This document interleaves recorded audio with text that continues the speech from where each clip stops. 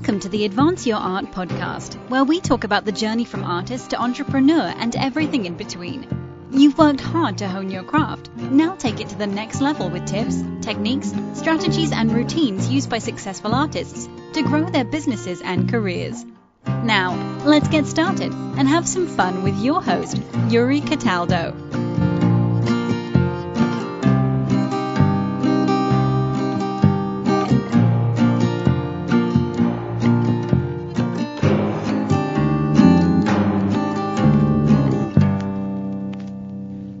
Dr. Danyo, thank you so much for joining me. How are you this evening? I'm doing great, Yuri. Thanks for having me on. Excellent, of course. It's my pleasure. Thank you for the time to chat with me. Sure. So I'd like to hear how you describe yourself and what you do. Well, I'm an MD, physician. I own a private practice in North Atlanta called North Atlanta Hair Restoration. And my background after medical school started in general surgery. I did a year of surgery and then actually went into physical medicine and rehabilitation and did a fellowship in brain injury rehabilitation. And that kind of let me kind of explore some academic stuff at Emory University in Atlanta. And then in 2000 started my own practice and ran a kind of a brain injury trauma inpatient rehabilitation center. It had about 33 beds, and it was pretty intense. Mm-hmm.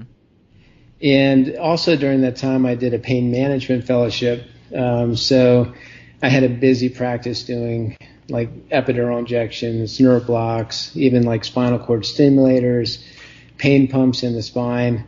So, some pretty major stuff. But then what also came with that was something that I really didn't want to be part of, which was opioid management.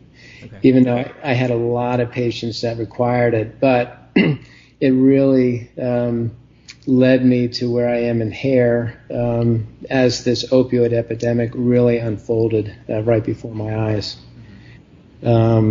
So, my journey through medicine, I worked for about 6 years doing this inpatient rehabilitation work.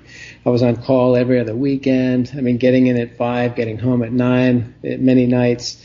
I gained about 40 pounds. And one day I literally felt like I was going to have a heart attack. And I just said, you know what, I'm done.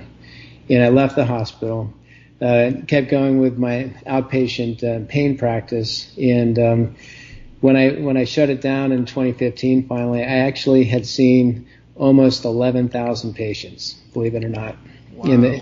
in about 15 years. Yeah. Just a lot of injections. I got certified in acupuncture as well. We had personal training in our office, but there was still kind of a dissatisfaction as owning a private practice. I was hit with all of the regulatory issues, whether it was new HIPAA, things for your information or billing changes, Department of Labor, just everything. And not to mention, this opioid epidemic that I brought up before was just really getting out of control. And so in 2011, I was at a crossroads where I thought, am I going to live like this as a doctor, or am I going to find that joy of being a doctor again? And I was on vacation with my brother, who's a plastic surgeon, and we're sitting on the beach, and he said, you need to go into hair transplant. And I said, are you kidding me? And he said no. He had just taken a small mini course in hair transplant, and he said the guy teaching it was actually an ER physician who left the ER and has a thriving hair practice. So I was intrigued and started doing some research, and I took a 4-day course and really kind of found myself. I just fell in love with it and just got that joy back of being a doctor. That's great. What's that? Yeah. So it was a somewhat of a tough transition. I started my practice in hair in 2012 and continued the pain practice through 2015. And I pretty much just kind of switched that out as I got busier in hair. And I knew that I would be exiting the pain practice. I was letting patients go, finding new doctors, and then I just shut that down. So I've done hair exclusively since the beginning of 2015. Okay, 15. Great. Yeah. So you and your brother are both doctors. Yeah. Was there something younger or, growing up that kind of planted the seeds from your parents or from your environment that made you and your brother want to get into medicine? Well, my father's an orthopedic surgeon, okay. And my mother's a nurse, and then my sister is a nurse practitioner. So, okay. That kind of narrows it down. Yeah, I mean, the weird thing, it's like if somebody was hurt on the playground, they would come to me, and say, "Hey, come check this person out." I don't know why, but it was kind of in my blood to become a doctor. So it was really killing me in 2011. And really what happened is the rules in Georgia changed so that if you were board certified in pain, then you were one of the only doctors that could write chronic narcotic therapy. So within a month or so, I mean, I had hundreds of patients wanting me to take over OxyContin, methadone, morphine, you name it. And I just said, I'm not going to do it. I'm happy to treat you, but I'm not that doctor. And it was kind of the beginning of the end because the other doctors couldn't write, and they would call up and say, well, if you're not going to write this, then I'm going to send them to someone else. And I pretty much said, I'm happy to treat your patients, but I'm not going to do the meds. And so that was, definitely just a difficult time for me. And I had a lot of friends in business, and they always seemed like they were having a great, new project to work on, and they were energized. And I just felt, my gosh, what am I going to do? I mean, at that time I'm 50 now, so this is back, 6 years ago. I'm 44, pretty much miserable. But right now I'm happy, doing what I do. Yeah, that's great. Yeah. So there are a couple of times when it looks like you kind of switched kind of trajectories a little bit. So when you were working for the Emory University Hospital, and then you started your own practice, and then most recently when you went from pain to the hair restoration, how did you learn to manage the business side of your practice?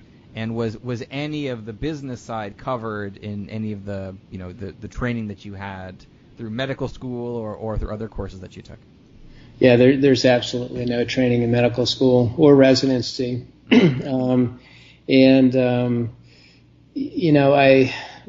I kind of started my practice, I had about 6 months. So I just started doing a lot of research, even with the Small Business Association, coming up with a business plan, perform a, SWOT analysis, just all this stuff.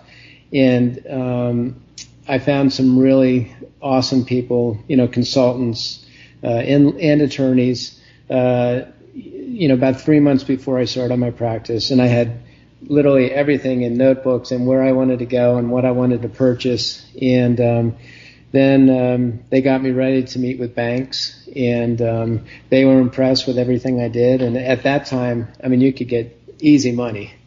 And so I think I even got like a $300,000 loan to start my practice. So, but when I started that practice, I had 0 patients, and still had some loans from all the training and everything else. And I just kind of worked through it, went door to door. Throughout my practice, I never had a wait. So if somebody needed to be seen, the office culture was, let's add them on the schedule. And we always have cancellations or people don't show up. And all you have to say is, come in right now. You may have to wait. It's not a big deal. Instead of, our next available appointment is in 4 weeks or something. So that really resonated with a lot of doctors. And I think they saw that I wasn't kind of a typical guy that they knew that I was a hard worker and that I was passionate. And we just worked on great patient follow-up, and I had consultants that would come on a monthly basis and analyze my practice, analyze the billing, and we were kind of early adopters of electronic medical software. In fact, there's a company in Atlanta that they started the first ASP-driven medical. It wasn't a medical; it was a billing software, and I was their first client. So it was just a very exciting time, and just a lot of new procedures coming out, and that kind of continued till about 2007, and then just there were new regulations coming, new cuts. It seemed like every year we were getting hit with, a 10% cut here, 12% there. And it was always January 1st when Medicare would announce this and all the other insurance companies would follow. And so over time, I had this very successful business monetarily. And then each year it was less and less and less. And then you start letting go of staff and cutting back, and your service goes down. And it just becomes, a lot more demanding, and really culminated to 2011 where it was just really miserable for me. Oh, sure. So when you then closed down your pain practice and went over to the hair restoration, so did you use a similar type of, process to restart? Where, it's probably not a direct, send one patient from one to the other. How did you approach starting over in a brand new practice and build up that practice from there? Sure. So I started, researching and taking courses for the hair in 2011. Mm-hmm. Then 2012, I purchased equipment and started a company. And I mentored with, some of the top guys doing hair. I just called around, looked around on the internet, who were these guys, and I called them up and I said, how much does it cost to spend 2 days with you? Mm-hmm. And sometimes it was $2,500, but those were incredible days to just really kind of see the operation, see the speed and the accuracy, and really sit down with them. And I've really become, great friends with them through the years at meetings and stuff. So it was great. I've always tried to find good people to lead me in the right direction. You just can't do it on your own. Yeah. And so that was a catalyst. I went to Europe and went to an incredible course where I think the best guy in the world is a guy named Jose Lorenzo. And if you ever want to see artistry at work, look him up on YouTube. But I got to spend about 2 or 3 hours one-on-one with him, and it was unbelievable. It really took me to a different level. So, and I still visit doctors. I visited a top doctor in Minneapolis about 6 months ago, and I have plans to visit some other docs. I want to do 3 doctors a year, for the next couple of years. Okay. And ultimately I got board certified in hair, and there are less than 300 people actually in the States that have it, and less than 400 in the world. It's actually kind of a U.S. and international, certification. Mm-hmm. So, and there was just a lot of cases that you had to present, and it was a very tough ordeal, to kind of put it all together. Yeah. Okay. So, I think for me, it's just been, I've had to roll up the sleeves. When I transitioned, there's no question. I had 2 years that were tough. I had to moonlight at other places in pain, just to kind of keep the family going, and, you kind of acquire wealth and property and things like that. It just takes cash flow. So, right. But that was not a big deal. And then, the hair practice, I've gone through different internet companies, different, consultants, and, I've just had the wherewithal to just say, this isn't working out. I need to find somebody else. And thank God I did, because it just really kept, catapulting me up in Google searches and